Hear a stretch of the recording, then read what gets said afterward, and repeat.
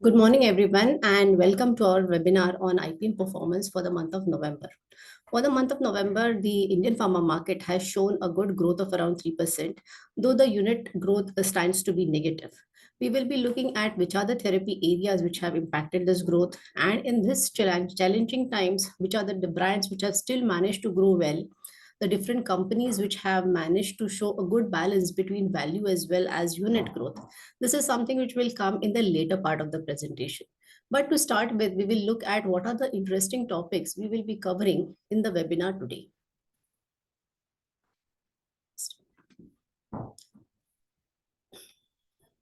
So what we will be, yeah. So today's topic we have taken up since companies used to request us looking at, how to look at how Indian and MNC companies have evolved over a period of time. We have taken this topic of evolution of Indian and MNC companies in the Indian pharma market. Followed by that, we will be looking at the IPM therapy performance, the growth drivers, how have the top corporates behaved in this market, what are the top brands doing in this market, and the key takeaways of the presentation. The first topic is evolution of the Indian and the MNC companies in India. Now, both the Indian as well as MNC companies have shaped beautifully in the Indian pharma market. The changing environment has enabled to look at different strategies, different partnerships, different decision making to make the most of the opportunity that the market is offering. To study this in details, we have looked, or we have segregated this entire analysis into different sections. We have looked at the growth and contribution piece, the acute, chronic, subchronic contribution, as well as the key therapies in these segments for both the Indian as well as the MNC segments. The corporates, the number of corporates and the number of brands that exist and have, the number of corporates and brands that have been gradually increasing or decreasing in this market. The brand building exercise for both the Indian as well as MNC companies, the new introduction performance, as well as to summarize what are the different growth strategies of both the set of companies for the Indian pharma market. So when we look at the growth and contribution, this table shows us that how the IPM has evolved in the last 5 years. Now, IPM has added close to 50,000 crores in the last 5 years. And of these 50,000 crores, if you see the incremental of close to 45,000 crores has been contributed by the Indian companies, and close to 5,000 crores has been contributed by the MNC companies. Now, this is a direct result of the type of brands that get promoted by both the set of companies in the Indian pharma market, the pricing strategies, as well as the absolute number of brands and companies operating in this market itself. So this number, the contribution of Indian companies in terms of higher incremental contribution may seem to be on a little higher side. If I were to look at the absolute growth of both the segments, if you see in the last 2 years, the Indian as well as MNC companies have more or less shown the same, steady growth. Whereas, the Indian companies have been growing 8% month on month, whereas MNCs have been growing 4% month on month, year on year. MNCs have been growing by 4% and 3% respectively. Now, when we look at the contribution trend of the MNCs and the Indian companies, 5 years back, close to 80% of the market or 82% of the market was contributed by the Indian companies and MNCs around 18%. In fact, the contribution of MNCs over the last 5 years has decreased slightly. It has come down to 16%, whereas Indian companies, they are contributing to almost 84-85% of the IPM today. Coming to the acute, chronic, and subchronic section, what we have seen is the contribution or the growth shown by the acute, chronic, and subchronic segment is very high for the Indian companies in this COVID period, which is around 21%, 11%, and 15% respectively. What also helped the Indian companies is many of the molecules losing patents, sitagliptin losing patent, DAPA losing patent, Linag losing patent, then Vimada, which is the sacubitril plus valsartan group losing patent, that has enabled the growth of the chronic segment and the subchronic segment for many Indian companies, whereas the same events have brought down the growth of the MNCs in the both chronic as well as the subchronic segments.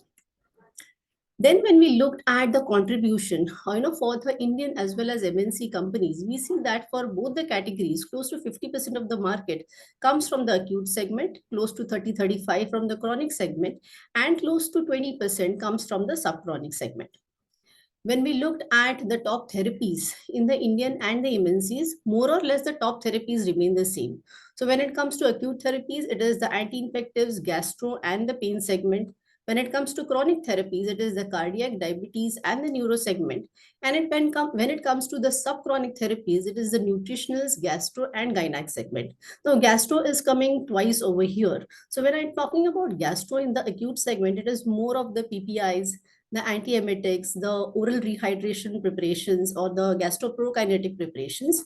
And when I'm talking about gastro in the subchronic segment, it is more about the drugs for IBS syndrome, stool softeners, etc. Then we looked at the number of corporates that are existing in the market, whether it in terms of Indian as well as MNC. Now, when I'm talking about the number of corporates, I have just taken the corporates which we capture and have a sizable value. There may be some more corporates which we may not be capturing because they have a different channel of sales happening, or the stockist chain may be totally different. But then what I'm seeing is over a period of time, the number of Indian companies have come down slightly, and the same I'm seeing even for the MNCs. Again, this number is probably the companies exist, but this is what it is getting reflected in my audit. However, if I look at the number of brands which are coming from the Indian companies as well as MNC, the number of brands have increased significantly. From close to 13,000 or 14,000 brands, we have close to 15,000 brands from Indian companies today. Whereas the number of brands from MNCs, they have come down slightly.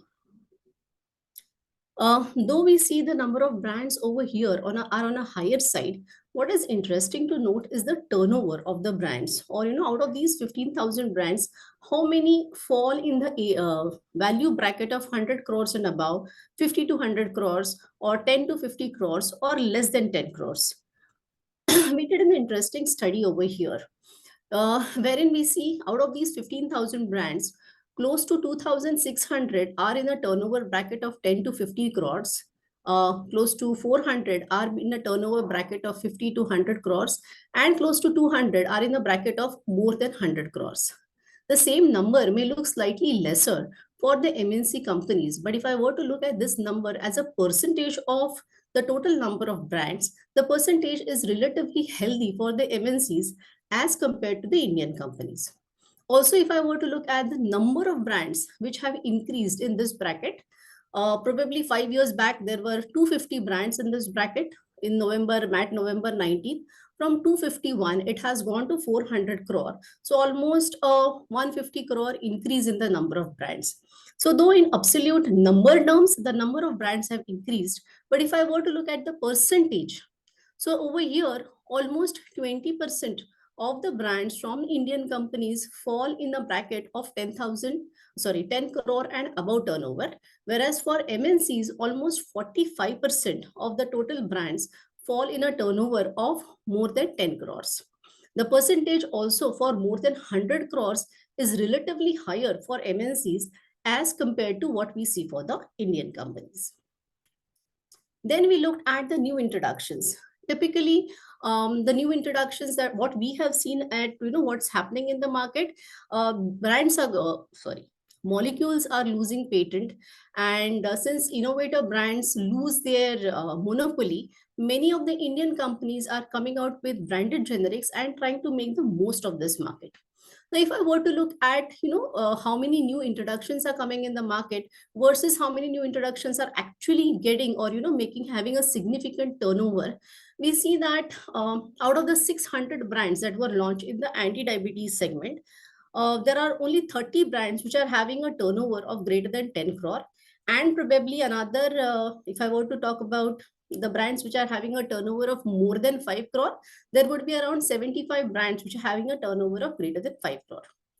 Now, if I were to look in the top contributors, what is the contribution of the Indian and the MNC companies? It is the semaglutide brand from Novo, which is a blockbuster introductions that have happened in the market today. Now, when I'm talking about the new introductions, I have taken all the brands that have been launched since Jan 22. So this has been a brand from MNC and a major blockbuster. You can see the value difference between Ribelsus and the rest of the brands. There is a huge value gap. Obviously, it's an innovative brand, it's a patent protected brand, and the price per unit is going to be on a relatively higher side. However, another interesting part is all the brands that have come in the market from the top companies have managed to have a good turnover. So they have been able to make the most of the off patent opportunity that the market has offered them. Then we have not taken all the segments. We have taken certain core segments where new introduction numbers have been on a relatively higher side. If I were to look at the cardiac segment, Kerendia and Vericuro from Bayer, which again I put it in the MNC, though we in the our audit we capture it as Indian company, but since these are patented products from Bayer, I'm putting it in the MNC category. These two products have been significant blockbusters in the market today. Sacubitril plus valsartan brand from Mankind also has had a significant turnover since it was launched in May 2022. So it's 1.5 year. Within 1.5 year, the brand has been able to make a turnover of close to 33 crores. Now, in the cardiac segment, though there were 407 brands launched, only 20 brands, 2021 brands have managed to cross a turnover of close to 5 crores. Coming to the Gynac segment, we see major launches that have happened in the dydrogesterone segment. Also, out of the 120 brands launched, there are 20 brands which have managed to have a turnover of more than 5 crore. And brands from Alchem, Torrent, Alembic, Lupin, Eris, Bharat Serums, Corona, they have really managed to have a turnover of 20 crore and above. Coming to the gastro segment, if you see the number of brands launched has been relatively higher, but gastro segment is also a cluttered segment and there are many companies operating in this segment. So in gastro segment, if I were to look at the top performer, it would be Loose 210 from Entas.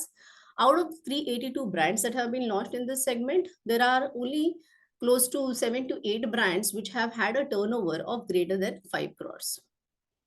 The anti-infectives and the anti-neoplastic segment. The anti-infective segment, again, a very cluttered segment.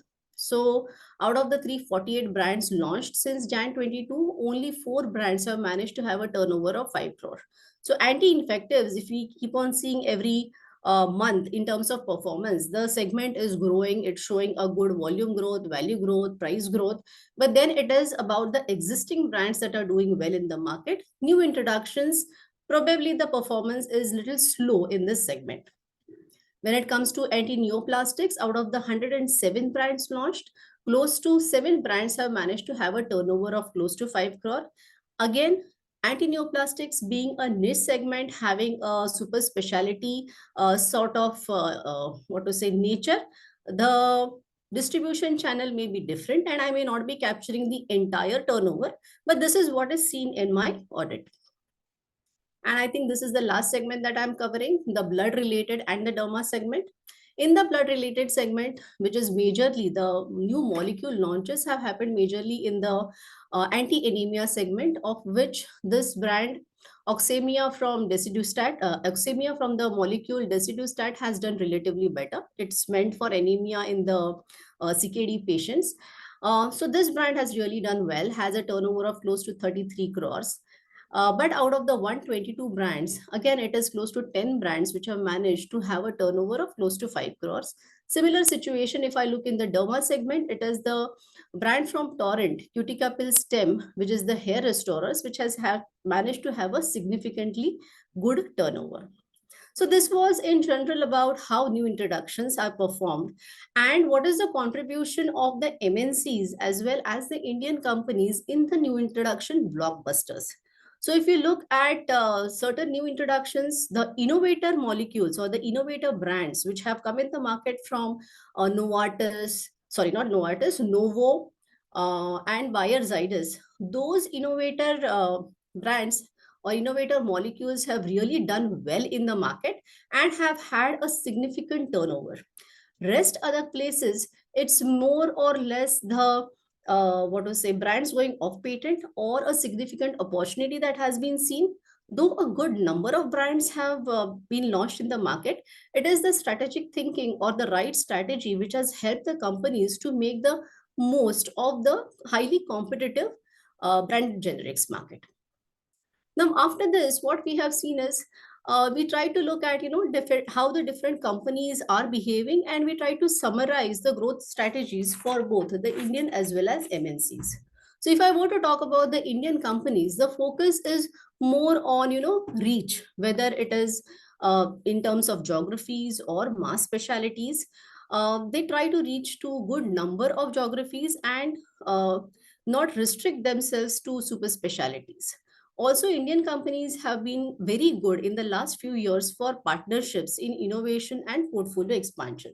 So, when I'm talking about partnerships for innovation, is a partnership of USV with J&J and Novartis, or Lupin with Novartis and Boehringer in the cardiodiabetes space. When I'm looking at portfolio expansion, it is for to give some examples, partnership of Eris with or acquisition of Oaknet by Eris for the derma segment. Similarly, Torrent taking over Curatio for expanding in the derma segment. In the previous slide, we have already seen when it comes to off-patent opportunities, many Indian companies have ventured into the market immediately after the patent loss and have managed to gather a good turnover. Even where the companies were already partnering with a MNC for a patented molecule, the moment the molecule lost patent, they also ensured that they do not lose the off-patent opportunity. Also, many Indian companies are focusing a lot into the exports and going having a global reach. That is also enabling them to improve on the quality aspects of their products, the quality checks that are applied, the quality of the products that are maintained or required for global markets is something which many Indian companies focus. Probably that also makes the products premium for the global market, but it also helps us to understand how the market, how the brand quality can be improved for the Indian market. Also, Indian companies to a great extent have a good amount of pricing flexibility, which helps them to have a higher unit share as compared to the MNCs. And also, they become more affordable for smaller specialties. They may be many super specialty doctors may not go for some of the molecules which are given by the Indian companies, but for certain GPCPs who also cater to that particular patient population, Indian brands can be accepted for their pricing flexibility. Now, when we look at the MNCs, what we have seen is the reach. MNCs usually focus more on the top metros, limited geographies, and core specialties because they usually exist in that super specialty segment or the specialty segment where the affordability of the patients may be limited, or they may want to cater certain segment of patients and certain segment of doctors. They have also looked at good partnerships for reach. Again, I take the same example wherein J&J and Novartis both partnered with company like USV, which has got a good name in the cardiodiabetes space and has very good reach in terms of specialty focus. If I were to look at divestments, MNCs usually follow the policy of divesting brands or the portfolio, which may have come down in terms of profitability or where the global focus may have come down. One excellent example is Sanofi, where Sanofi has actually given away their soframycin portfolio to NQ Ethicals, the nutritionals portfolio to Universal Nutrisciences, and now they are focusing only on the super specialty focus. So, which is again a right strategy. They can make the most of this market with this type of focus. Also, when it comes to entry of innovator molecules in the Indian market, MNCs are a little skeptical and they do not enter with all possible molecules that they have. So they look at the right opportunity, the right price that the market can give them, and if they're able to partner better with some Indian partner, and they get into the market. Looking at the pricing premium that the MNCs offer for the market, their focus is usually on the super specialty or the specialty segment.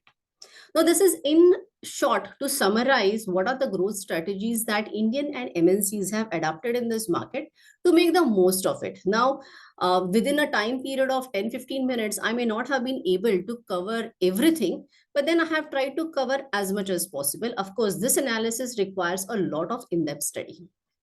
Now, from this section, we move further to our therapy performance for the month. So the Indian pharma market, as I said in the beginning, for the month, it has shown a value growth of close to 3%, and the unit growth does not seem to be very encouraging. Now, which are the top therapies which have driven the growth of the market? It is the anti-infectives, the respiratory, and the pain analgesic segment which have driven the growth of the market because they are on a relatively high positive value growth, though volume growth or unit growth still seems to be a challenge for them. Coming to the growth drivers, now these are the growth drivers for the month of November. For the month of November, the volumes are on negative. As against that same time last year, all the three growth levers were on a positive side. So if you see the growth drivers, the volume driven growth has brought down or reduced the growth of the Indian pharma market significantly. Now, is this true for all the therapies in the IPM for the month of November? To a great extent, yes. These are the growth drivers for all the therapies in the Indian pharma market. So if you see for majority of the therapies, the volume driven growth is negative. It is only in the anti-infective segment where the volume driven growth is also positive. So besides the anti-infectives and the anti-neoplastic segments, volume driven growth are negative in majority of the cases. Then we look at the top 40 corporates where the value growth is just 3% and the unit growth is negative.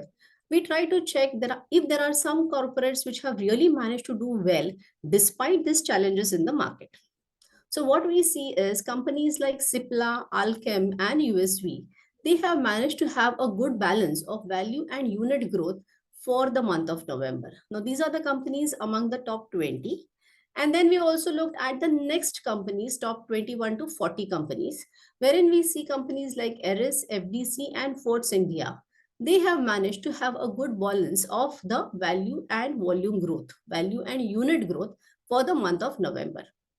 Then we try to look at the top 40 brands, how the brands have managed to maintain their position in the market, how they have grown in the market in terms of value as well as units. So Augmentin and Glycomet GP for the MAT period as well as month period, they have remained steady at their number 1 and number 2 position. Now, besides these two brands, brands like Foracort, Rosuvac, and Rhizodec, they have shown excellent balance of value and unit driven growth. Then we look at the next segment, which is the brands between the rank 21 and 40, wherein Ecosprin AV, Pantop, Telma, and Electral, these are the 4 brands which have managed to have a very good balance between the value and unit growth for the month of for the month of November. Now, this was all about what happened in the Indian pharma market, along with a simple or a small analysis of the Indian and MNC segment evolution in the Indian pharma market.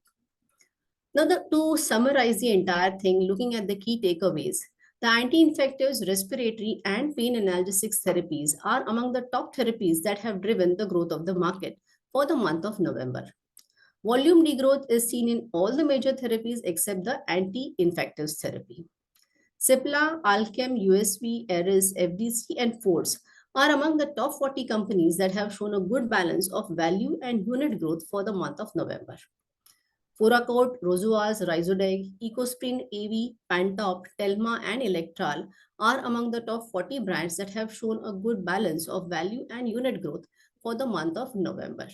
And last but not the least, Augmentin and Glycomet GP, the 2 strong brands of the Indian pharma market, which have managed to maintain their positions, 1 and 2 position for a very long time, also stay in the number 1 and 2 position for the MAT as well as the month November time periods.